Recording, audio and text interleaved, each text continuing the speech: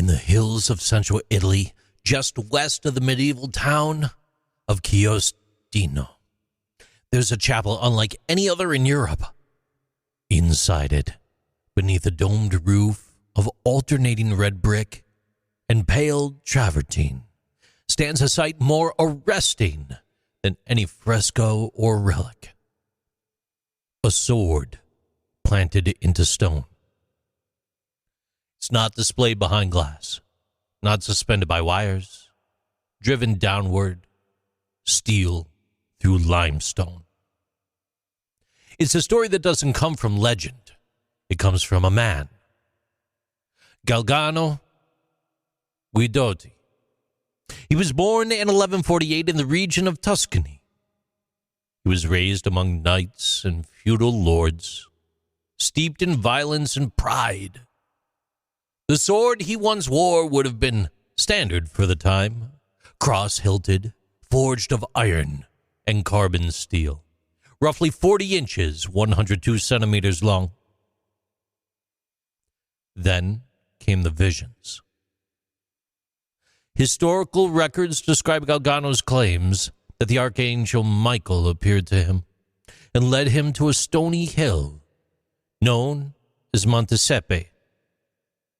There, Galgano saw what he believed to be the 12 apostles, and then the presence of God.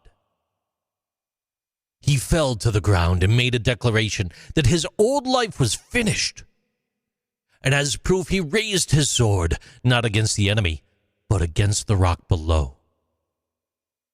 He said that renouncing sin was as hard as splitting stone.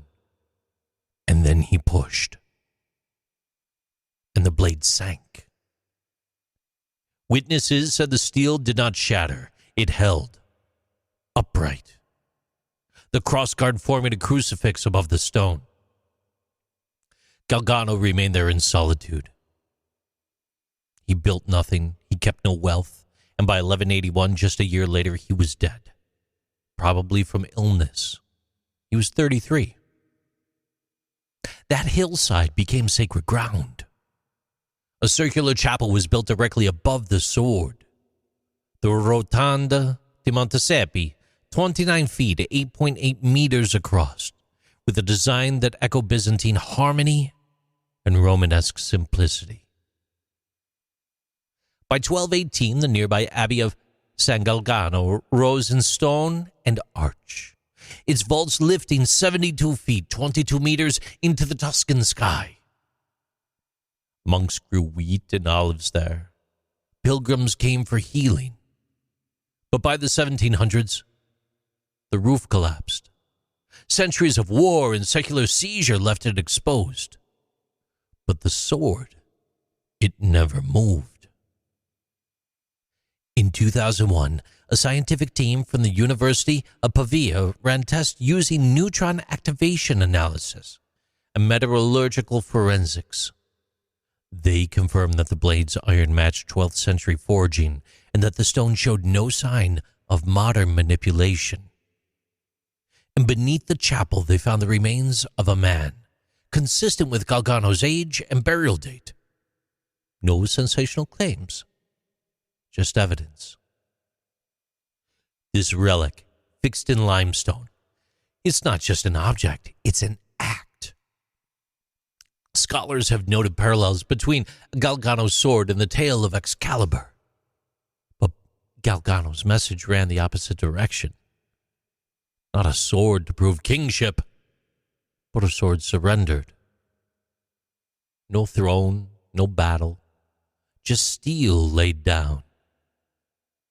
Visually, it's quite unforgettable. The sword rises from the stone like a monument.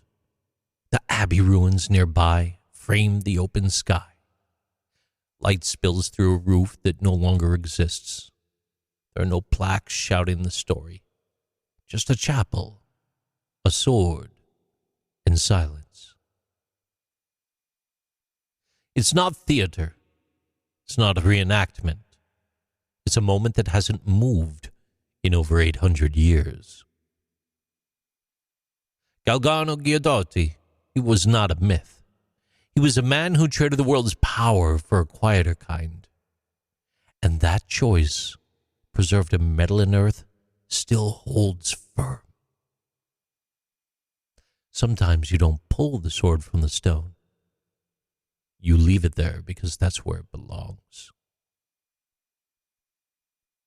These are Interesting Things with JC.